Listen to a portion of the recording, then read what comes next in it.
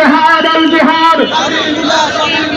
সংগ্রামী সাথী বন্ধুগণ, আর অল্প কিছুক্ষণের মধ্যে গাজায় বর্বরিত হামলার প্রতিবাদে ব্যবসায়ীদের উদ্যোগে এক বিক্ষোভ মিছিল ও বিক্ষোভ সমাবেশ অনুষ্ঠিত হবে। আপনারা যে যেখানে আছেন আর দেরি না জন্য অনুরোধ করছি, সমস্যার সামনে যে সমস্ত ব্যবসায়ীরা একত্রিত হয়েছেন আপনাদেরকে বিশেষ অনুরোধ করছে, আপনারা মাল্টিপ্লান সেন্টারের সামনে আসুন।